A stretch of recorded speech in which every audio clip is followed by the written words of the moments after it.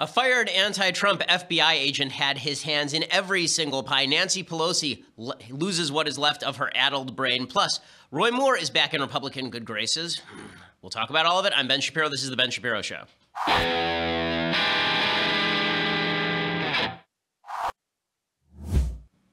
Well, the news is breaking fast and furious. I was just joking to all of my producers before the show that we might have to have a second show a day because the news is actually coming too fast to keep up with it. In the last 24 hours, we've gotten all sorts of fallout on the Mueller investigation. We'll discuss all of that. Nancy Pelosi says that Armageddon has arrived in the form of a basically normal Republican tax bill. Roy Moore is, again, back in Republican good graces.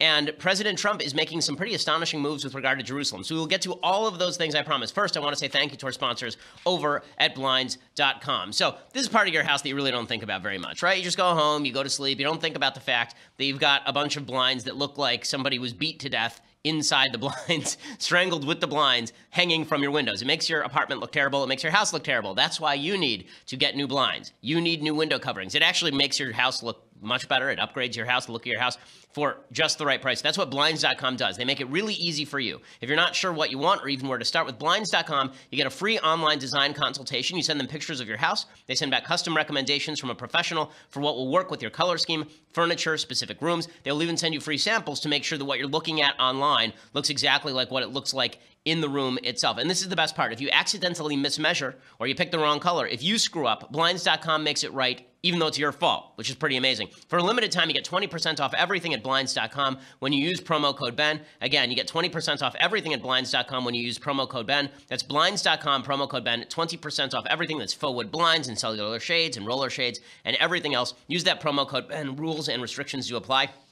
Again, use the promo code Ben at Blinds.com, also so that they know that we sent you. Okay, so yesterday, there was a lot of fallout from all of the furor surrounding Mike Flynn, the former national security advisor who pled guilty to lying to the FBI. And we talked about yesterday whether this entire thing, this entire Mueller investigation, is going to turn out to show nothing with regard to collusion between the Trump campaign and the Russians, but could ensnare a bunch of Trump officials who were too naive to know that they weren't actually committing a crime and so lied to the FBI. So you could have a series of situations in which people like Mike Flynn or Jared Kushner are caught up in lying to the FBI. No indication Kushner's done that yet, but Flynn already has pled guilty. And then you could have a bunch of talk about, did President Trump encourage them to lie to the FBI? Is that obstruction of justice? And if so, does that mean that Trump has to be impeached? So we could get a scandal about a non-scandal, right? No underlying bad act.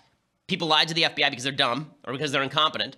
And then it turns out that they were told to lie to the FBI by people who are also dumb/incompetent or just didn't know what they were doing, right? All of that is a possibility and a very significant possibility. And then we find out an actual bombshell. This is late yesterday evening, East Coast time. An actual bombshell drops, and that is that there is an agent named Peter Strzok. I think that's how it's pronounced. S-T-R-Z-O-K. Peter Strzok. Okay, so I will call him Peter Strzok for purposes of this show. In any case, Peter Strzok was demoted this summer. Why? Because it turns out that he'd sent anti-Trump texts to his mistress.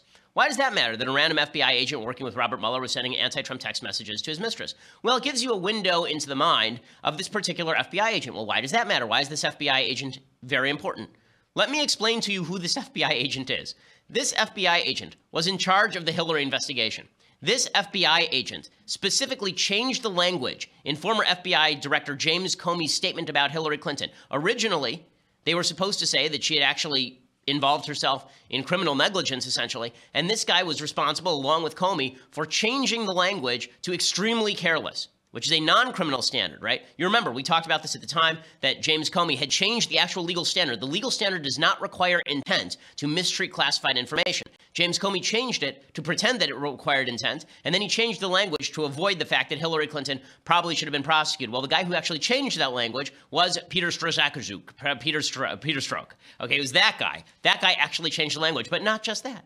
Peter Strzok was also the fellow who interviewed two Hillary Clinton aides, Huma Abedin and Cheryl Mills. It turns out that both Huma Abedin and Cheryl Mills likely, wait for it, lied to the FBI. Were either of them ever prosecuted? No, of course not. Neither of them were prosecuted. So Mike Flynn was prosecuted for lying to the FBI, but nothing from Cheryl Mills or Huma Abedin. And the guy who was in charge of those interviews was Peter Strzok, who was sending anti-Trump text messages to his mistress. But wait, there's more. It turns out that Peter Strzok was also the guy who, based on the Russian dossier, helped decide to launch the Russia collusion investigation in the first place on the FBI level. He signed off on the documents. this anti-Trump guy. But wait, there's more. He's also the FBI agent who interviewed Mike Flynn. So he was the guy in the room with Mike Flynn, positioning himself so that Mike Flynn could lie to him. Now, does that excuse Mike Flynn for lying? No. But it is sort of suspicious. Like, I'm just wondering, does the FBI have one agent? Like, is he the only agent at the FBI? Now, listen, to be fair, it's possible he's a top-ranking agent. He has his hands in a lot of pies. If he's near James Comey's at the top of the food chain. But it is suspicious when career bureaucrats with actual extreme political biases are having this major an impact on presidential races, on transition teams, on presidential workings. The whole thing is, it does stink a little bit. It stinks, to say the least. This is leading the Wall Street Journal to call for Mueller to step down from his investigation. And here's what the Wall Street Journal says. There's no justification for withholding all of this from Congress. So Congress had subpoenaed all this information from the Mueller team, and the Mueller team had basically stonewalled. The Wall Street Journal says there's no justification for withholding all of this from Congress, which is also investigating Russian influence and has constitutional oversight authority. Justice and the FBI have continued to defy legal subpoenas for documents pertaining to both surveillance warrants and the infamous Steele dossier that was financed by the Clinton campaign and relied on anonymous Russian sources. While there's no evidence so far of Trump-Russia collusion, House investigators have turned up enough material to suggest that anti-Trump motives may have driven Mr. Comey's FBI investigation. Remember, the Steele dossier was brought to the FBI, and then for some reason the FBI thought it was credible enough to actually pay Christopher Steele, the spy behind the Steele dossier, which had all of these allegations about Trump, some of which have already been debunked, the most wild of which have already been debunked. All of this reinforces our doubts, says the Journal editorial page, about Mr. Mueller's ability to conduct a fair and credible probe of the FBI's considerable part in the Russia-Trump drama. Mr. Mueller ran the Bureau for 12 years and is fast friends with Mr. Comey, whose firing by Mr. Trump triggered his appointment as special counsel. The reluctance to cooperate with the congressional inquiry compounds doubts related to this clear conflict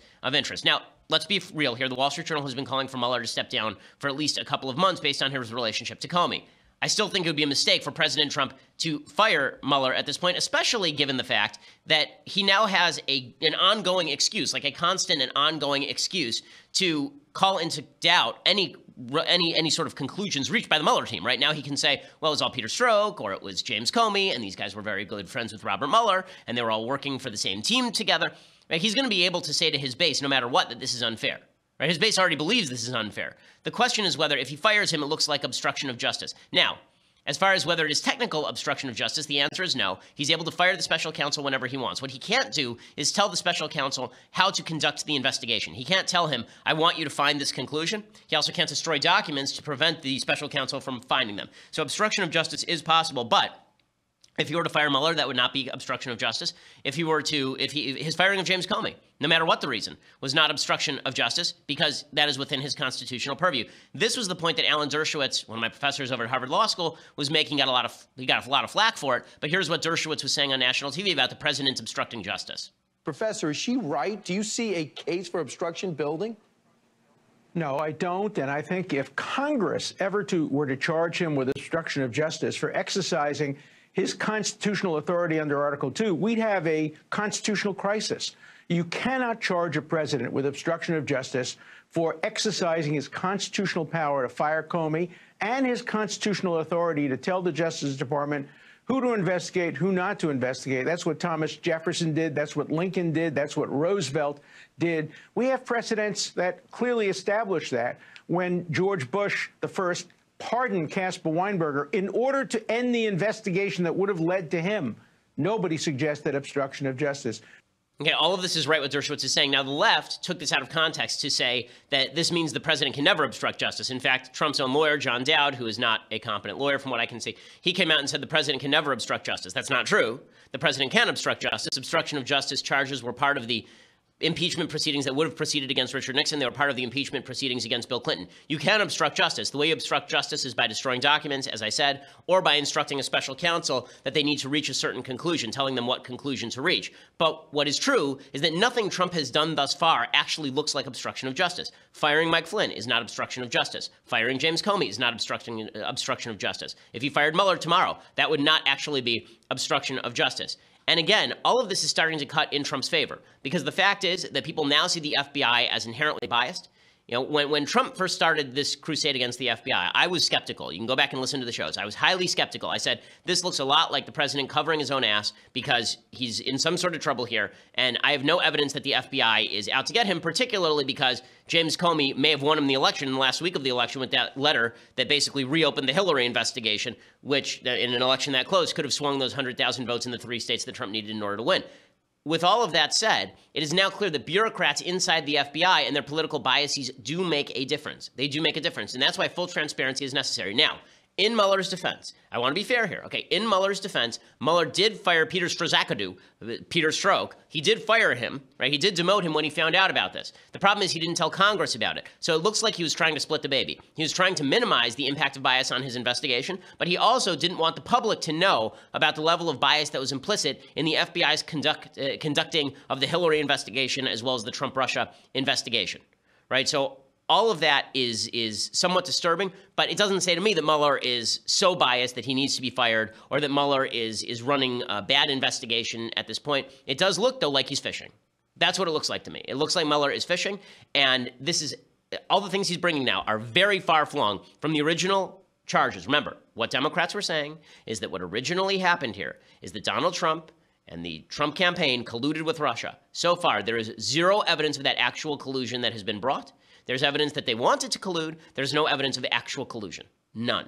Okay, so that means that the Democrats are not getting what they want at this point, and they're getting frustrated, and so they're looking for obstruction to kind of get them out of this, and I'm not sure that's going to happen. Okay, well, in other news, Nancy Pelosi is going fully insane. The Democrats are going fully insane over this tax bill. This new tax bill is out, and we are going to see a final version of it. They're now going to go to conference committee. The House passed a version. The Senate passed a version. There are pretty significant differences. The most significant difference is that the Senate version has repeal of the individual mandate, which is a very good thing. It says that you are no longer bound to buy health insurance. It's bad in the sense that what it's going to do is drive up insurance premiums in the individual market because the individual mandate was meant to force people like me, young, healthy people, to buy insurance for ourselves at very high prices in order to subsidize all the sick people who also want to buy individual insurance for themselves. If I don't buy, the prices rise on the sick people. The federal government is filling in that gap. So the federal government is actually subsidizing the health care for poor and ill people at a higher level than they were before the removal of the individual mandate.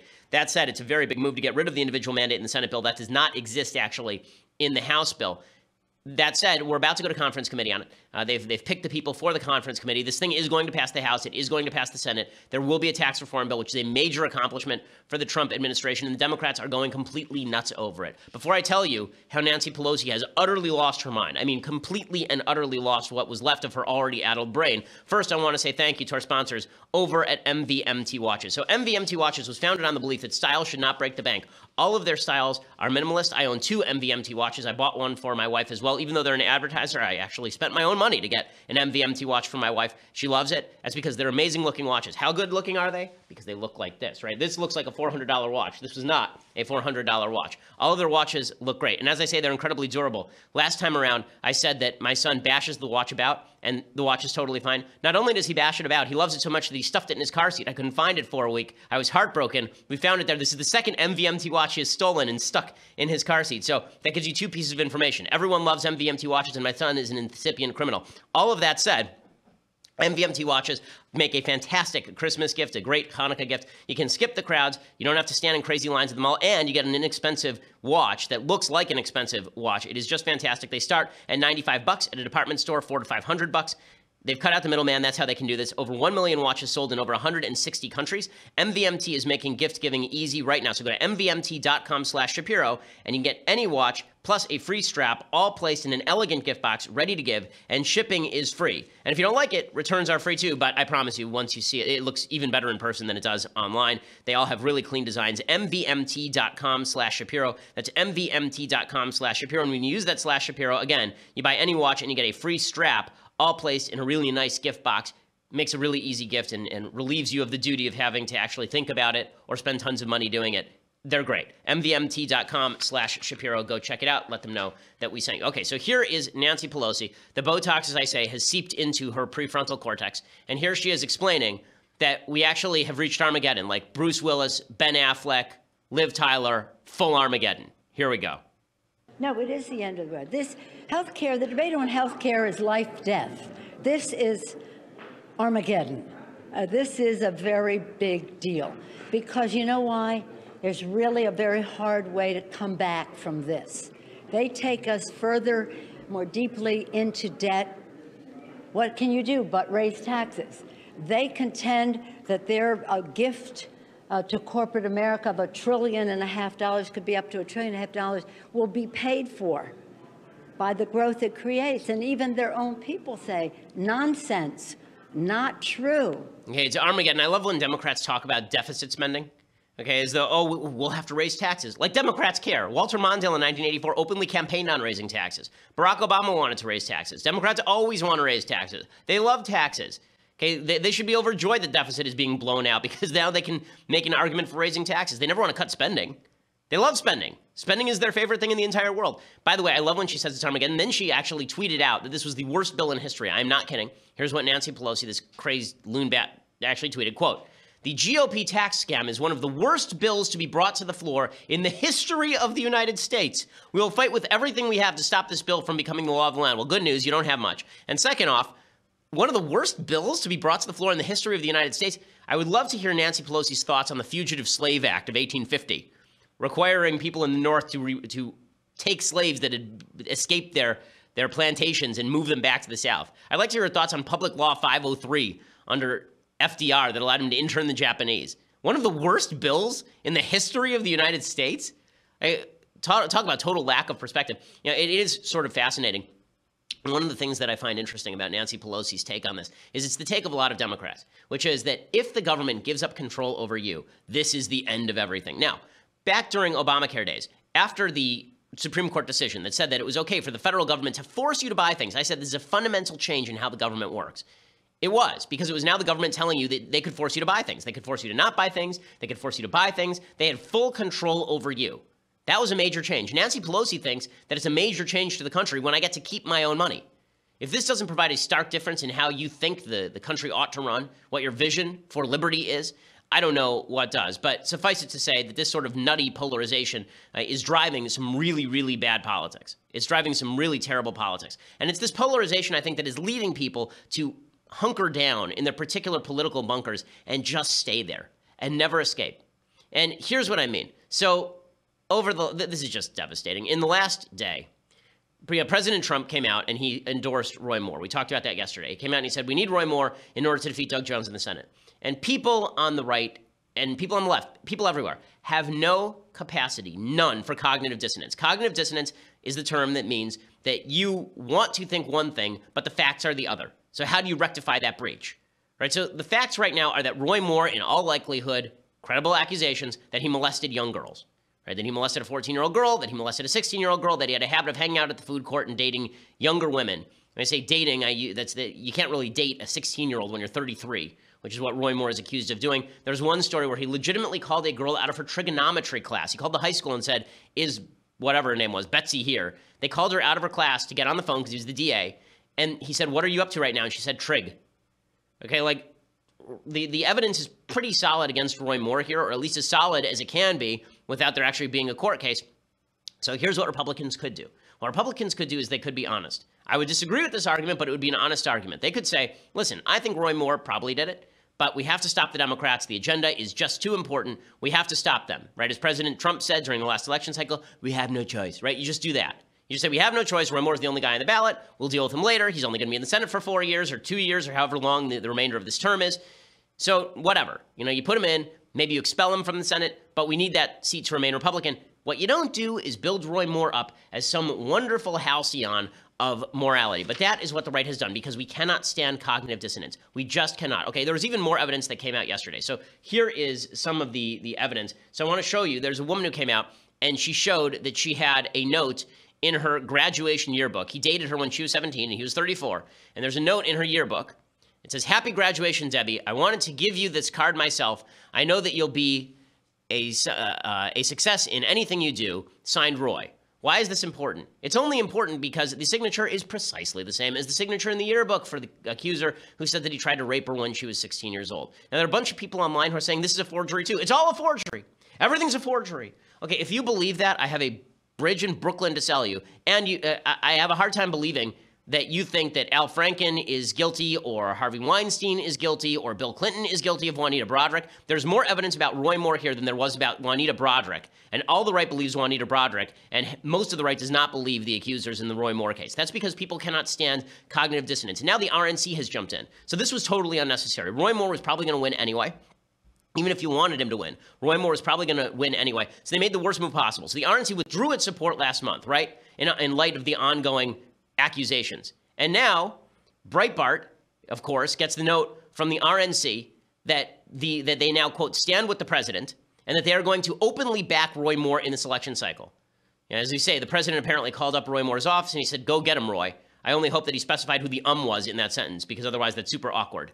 Go get him is not something you want to say to a prospective child molester. In any case, the RNC came out, and now they are saying that they are backing Trump's decision to endorse Moore. They're not the only ones. Orrin Hatch came out. He said Trump had no choice but to support Moore. Now, if you want to make the case, again, that you have to support him to stop the Democrats because of the polarization, because Nancy Pelosi is a kook, because the Democrats have gone so far off the road that we just have to oppose them no matter what. If that's the case you want to make, then make that case. Okay, have the courage of your convictions and just say, yeah, the guy's guilty. I don't care. The Democrats are just as bad. Fine. Voila. Right? Just do that. Do that. Be honest. But that's not what people are doing. People are finding ways to loop themselves in pretzels to pretend that Roy Moore is actually an indicator of how great evangelical Christians are. He should be. He's the new Jesus, and the pilots out there are trying to crucify him. It's just insane. It's just insane. And if anybody says differently, then they're raked over the coals. So Mitt Romney blasts Moore, right? Mitt Romney comes out with this tweet. He tweets, Roy Moore in the U.S. Senate would be a stain on the GOP and on the nation. I agree. I agree, because I have a thing called long-term interests. I don't think it's good for the long-term interests of the Republican Party to have an credibly accused child molester sitting in the United States Senate being used as a club to beat every Republican into submission. You think Trump was a club used to beat Republicans into submission in 2016? Okay, wait till they actually have a credibly accused child molester in the United States Senate, and you're a guy who's running for a contested seat in a contested purple state, like Virginia or Ohio or Florida, and suddenly they ask you, do you think Roy Moore should sit in the Senate? No matter how you answer, it's in a campaign ad.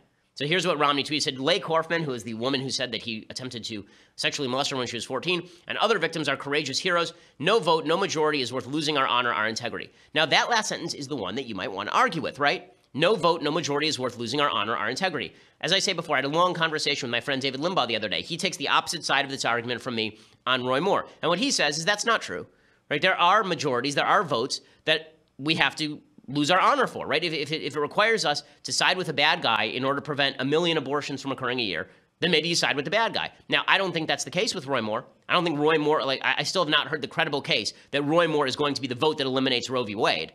I really have not heard the case, a specific case, that Roy Moore is going to be the deciding vote on the Supreme Court, right? They still have 51 votes in the United States Senate, and it's likely they'll pick up a couple of more here. But if you want to make that case, right? That's the sentence to argue with. No vote, no majority is worth losing our honor, our integrity. But people are getting upset about this. They're saying there's no loss of honor or integrity to backing a child molester.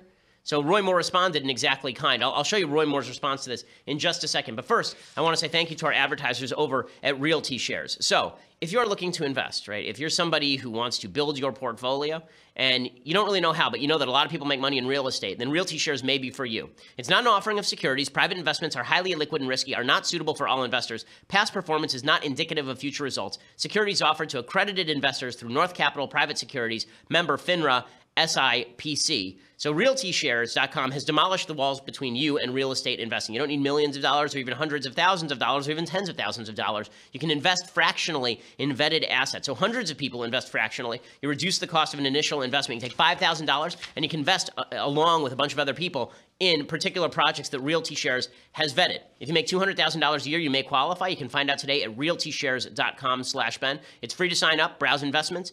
You set up, takes just a few minutes, and then you can manage and invest straight from your phone or computer through their simple, secure online process. All it takes is $5,000 to make an investment. There are no hidden fees. Close to 100,000 investors are using Realty Shares, with over $60 million in principal returned to investors. Right now, Realty Shares has a special offer just for our listeners. If you go today to RealtyShares.com/Ben, that's RealtyShares.com/Ben, you get $100 for your first investment. So it's not $5,000, it's $4,900. RealtyShares.com/Ben. Use the /Ben to get the $100 discount and get involved in investing, folks, because the fact is that if you think Social Security is going to be there for you, it ain't, particularly if you're near my age. No, all that money's gone. Okay, forget about it. If you actually want to be wealthy and independently oriented, then you need to actually invest your cash. So go to realtyshares.com/Ben. Okay, so here's how Roy Moore responded to Mitt Romney. And I do get the feeling there are a number of Republicans who, whenever you say a thing like, you are compromising your morality to support a child molester, they can't stand the cognitive dissonance. They can't say, you know what, you're right. It is a compromise of my morality. But you would also be making a compromise of your morality to sacrifice a Senate seat to a guy who supports abortion till birth. Right? And then we can decide who's compromising their morality more and what the costs and benefits are. And that's an honest conversation. That's a conversation we could have when we both acknowledge that morality is being compromised. But people on the Judge Roy Moore side refuse to acknowledge this compromise in morality. So Moore writes back, either Mitt Romney has lost his courage or he doesn't care about truth anymore. Sad day. Has lost his courage? Doesn't care about truth? Judge Roy Moore changed his story again this morning. Again. He came out and he now says he doesn't know any of the accusers. He admitted before he knew some of the accusers. Then one of the accusers came forward and said, well, by the way, here's a note in my graduation book from Roy Moore. He says, well, I don't know her. I guess it's a forgery. And then he says, America's reawakening was led by real Donald Trump, not you, Mitt. Hashtag defeat the elite. Hashtag drain the swamp. Now, I love this appeal to Trump, right? The appeal to Trump is the idea that you have to embrace all that is bad about Donald Trump in order to embrace the policies of Donald Trump, or to embrace the fact that there are Republicans who are willing to fight back. I've always said that I like that Trump is willing to punch back. My problem is that sometimes he punches a baby, right? That's always been my problem with Trump. Sometimes he punches the bad guys, and sometimes he punches a puppy. You just don't know which it's going to be. But the idea that Mitt Romney stands up and says, let's not vote for a child molester, and Roy Moore goes, well, you're irrelevant because Trump. If I were Trump, I'd be insulted by this. If I were Trump, I would be. I mean, I don't think Trump would be because I think Trump likes praise, but the idea that America's reawakening was led by Trump, not you, Mitt, and that reawakening means vote for the child molester, even if you make the case that Trump did something Mitt didn't, which I agree, okay? Trump, again, punched back, Mitt did not. I fully agree with that. But the idea that means vote for the alleged child molester, that's dicey stuff at best. And again, the defenses that are being just trotted out here by the Moore campaign are, shall we say, garbage. Here is, to put it mildly, here's a Roy Moore spokesperson. She was on CNN this morning with Poppy Harlow. Her name is Jane Porter. This was one of the worst interviews I have ever seen on national television, and that's saying a lot. I've been here for the last year and a half. Okay, this was just, wow. Okay, play it. Poppy, we need to make it clear that there's a group of non-accusers that have not accused the judge of any sexual misconduct or anything illegal. But when we're talking about Lee Korfman, even her own mother said that her report to the Washington Post, that her life spiraled out of control after this alleged incident. Well, actually, the court records say differently. Okay, so she starts doubting all of the accusers. She also said here that they're basically criminals. The accusers are criminals. Not the guy accused of molesting children. The accusers are criminals. The best part of this was she let off the interview, and Poppy Harlow is pregnant. And so she said, congratulations on your pregnancy. If Doug Jones had his way, he'd abort your baby. She really let off the interview that way. Here it is. Thank you. And by the way, congratulations on your unborn child. That's the reason why I came down as a volunteer to speak for Judge Roy Moore, because he'll stand for the rights of babies like yours in the womb, where his opponent will support killing them up until the moment of birth. Janet, thank you for being with us, and I appreciate the congratulations. Well, boom, right out the gate there. I mean, that's a hell of a pro-life argument. Holy crap. So, I mean, but this is the argument that's being laid out, right? Again, notice the cognitive dissonance. You like Judge Moore's position on life. I also like Judge Moore's position on life. You don't like Judge Moore taking a sexual position on 14-year-old girls. But you can't square those two things. So what you end up doing is you end up going into whatever this lady's name is, Jane Porterland, and you end up saying crazy things. So now I'm watching this online in real time, and again, you know, I see it happen on a regular basis, and it drives me up. It drives me up a freaking wall. Okay, it drives me crazy. I'll host other shows, and where call-ins are possible, and the entire board of calls will be, "You're getting Moore wrong. Moore's totally innocent." I want to see the evidence that Moore, like, what's your evidence? Lay it out. And the evidence that she lays out is that she says that the yearbook was forged. Yeah, that's because that's the best plan ever. I hate these conspiracy theories. I swear to God, I hate these conspiracy theories so much. You know why? Because I remember back in the last election cycle when Corey Lewandowski grabbed Michelle Fields by the arm hard enough to bruise her. And then people suggested that there was some evil conspiracy hatched by Michelle Fields and me in order to get President Trump. And what we had done is we had secretly planted Michelle Fields near President Trump so Corey Lewandowski would grab her arm and bruise it hard enough so that then we could claim abuse. And then we could claim that Corey Lewandowski should step down from the campaign. We were just that nefarious. We tempted Corey Lewandowski in our evil Jew ways. Right? Like, this is such nonsense, okay? There are 8 accusers. There are 4 accusers who have said that Roy Moore sexually treated them when they were underage. 4. They've been, every detail that they say has basically been confirmed. And we're sitting around talking about this like this is a real thing. Again, you want to have an honest argument about whether to vote for Moore? Here's the honest argument. The costs of voting for Moore outweigh the benefits, or the benefits of voting for Moore outweigh the costs. That's the only honest argument. But to pretend that you're not making any moral compromise whatsoever in voting for a credibly accused child molester, that the RNC has to sink dollars in and pretend like nothing is wrong here is just gross. It's just gross. And it's being driven by the polarized politics. It really is. Because what you see from the Democrats is the same thing. You're seeing it in the same way from the Democrats. And what I mean by that is that when you look at the Democrats today, so John Conyers comes out, right? John Conyers came out today, and he finally said that he is retiring. He didn't say he's stepping down. He didn't say he's quitting. He said he's retiring. And not only is he retiring, because we live in a feudal fiefdom, he's handing over his seat to his son. No, I'm not kidding. He said he endorses his son. So he's, apparently there's an accusation that he sexually groped a woman in church. These are the people who run our country, folks. These are the people. And he says to his constituents, by the way, you should vote for my son. Okay, it's not a punishment. So the Democrats are leaving Conyers to basically appoint his successor in the royal fiefdom of Detroit. And Al Franken is going to remain. And Keith Ellison, who's almost the head of the DNC, and who was a fan of Louis Farrakhan and is an anti-Semite, right? This guy is out there on Democracy Now! Of all places, defending both Conyers and Franken, saying they should evaluate themselves. And then you wonder why people are rallying to Roy Moore? Because no one can stand the cognitive dissonance. On the left, Franken and Conyers, they're fine because they're on the left. And on the right, Roy Moore is fine because he's on the right. And those other people are just so bad. This is how morality dies. Here's Keith Ellison. Here's the thing. I would ask every member of Congress, including those, to look inside their conscience and ask themselves just a few questions. Can you be effective? If you stood up your whole life to stand up for the rights of people, and both of them have, is it not a moment now where you apply some standards to yourself that you so we'll ask you to be a nice guy, right? Yeah, this worked well for McConnell, who said that he wanted Moore to step down and then turn around and said he'll back Moore. Yuck. Okay, so we'll put all of that nasty news aside and the fact that no one has any moral scruples and everybody's garbage. We'll put all of that aside for a moment, and let's talk about some good news. So the Trump administration is doing a couple of things that are really, really quite good.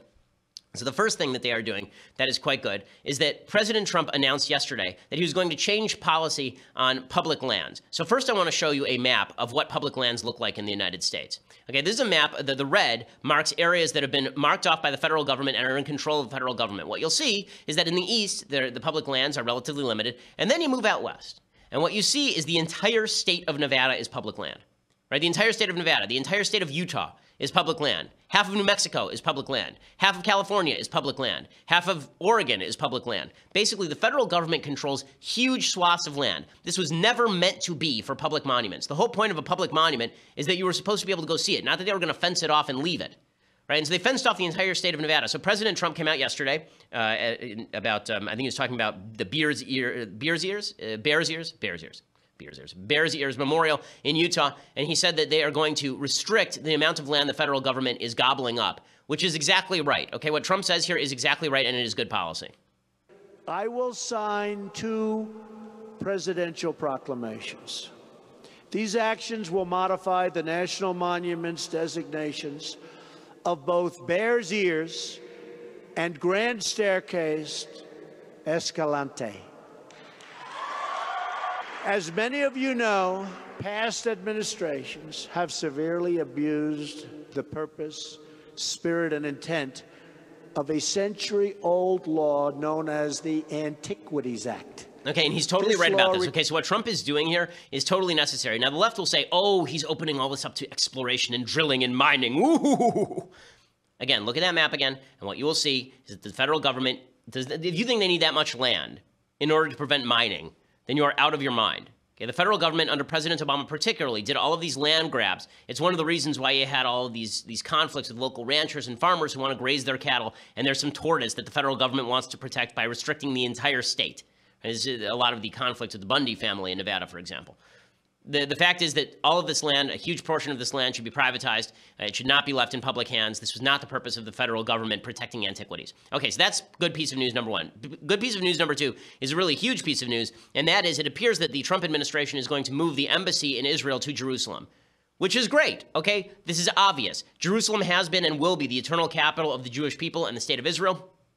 the idea that it was not, that it was Tel Aviv, which is a secular city that was founded in like the 1920s. The idea that that is the capital of Israel is asinine. It has never been the capital of Israel. Jerusalem has always been the capital of Israel. Trump is doing the right thing. Now, you have the terrorist regimes, the Palestinian terrorist regimes who have been voted for. Literally the only people that Palestinians have ever voted for are all terrorists. I mean, there haven't been that many votes, but every group they've ever voted for is a terrorist group. Islamic Jihad, the Palestinian Authority, Fatah, which is the military wing of the Palestinian Authority, Hamas, which runs the Gaza Strip, they're now saying, oh, well, if you do that, we'll commit terrorist attacks. Yeah, what else is new? It's a day ending in Y. Of course you're going to commit terrorist attacks. This is what you do. If the United States does not want those terrorist attacks to occur, they should do two things. One, they should move the embassy to Jerusalem, and they should say, listen, this is now the starting basis for negotiations. It's up to Israel how they want to negotiate with this, but this is their capital. So stop with these fantasies that we're going to push Israel to hand over its capital. Not going to happen. Once that fantasy is off the table, a lot of the terrorism simply goes away, really, because all of the terrorism is driven by hope, not by fear.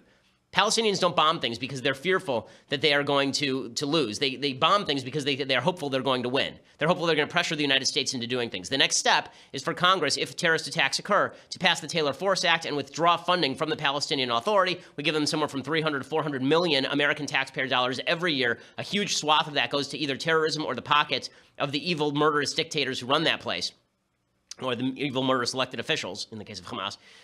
We should just cut off the funding. There's no reason your taxpayer dollars or mine should go to terrorist entities. The Palestinian Authority is a terrorist entity. This is a great move from Trump. If this materializes, I'm sure we'll talk about this a lot more tomorrow, because I want to lay out the full history of Jerusalem tomorrow in a little bit more fulsome way, so that you understand that all of the claims to the contrary about Jerusalem are just nonsense. Serious changes are taking place across the Middle East, like real serious changes. In part, unintended consequences of bad Obama policy. The Saudis are now working openly with the Israelis. They're talking about how they might stop supporting the Palestinians. Major changes taking place, and the Trump administration taking a leadership role in that. So that is actually good stuff. Okay, so now I want to move over to things I like and things I hate, so we have time for that. But first, you're going to have to subscribe. For $9.99 a month, you can get a subscription to the Daily Wire. Yes, you. I'm talking about you, my friend. You can have a subscription to the Daily Wire for $9.99 a month. That means you get the rest of this show live on video. It means that you get the rest of the Michael Knowles show live on video. It means you get the rest of the Andrew Klavan show live on video. It means that we have something called The Conversation. Our 4th episode of The Conversation is coming up Tuesday, December 12th, 5 p.m. Eastern, 2 p.m. Pacific, featuring your favorite, me. Subscribe today to be a part of the conversation and ask me questions, which I will alternatively mock or answer, and I'll answer you even if I mock you, maybe. But I'll answer those questions only if you are a subscriber. The conversation streams live on Daily Wire Facebook page, Daily Wire YouTube channel. It's free for everyone to watch, but again, only subscribers can ask the questions. So to do that, you just log into our website at dailywire.com. You head over to the conversation page to watch the live stream. After that, you type into the Daily Wire chat box, and I answer questions as they come in for an entire hour. So ask the questions that have been burning a hole in your pocket. Subscribe to get your questions answered by me, December 12th, 5 p.m. Eastern, 2 p.m. Pacific. Join the conversation. If you want all of those glories, plus this, the very greatest in all beverage vessels, the Leftist Tears hot or cold tumbler, all you have to do is go over to dailywire.com and get an annual subscription, $99 a year. So it's less expensive than your monthly subscription. Plus, you get all the aforementioned wonders. If you just want to listen later, go to iTunes, SoundCloud, YouTube, subscribe, leave us a review. We always appreciate it. Largest, fastest growing conservative podcast in the nation are we.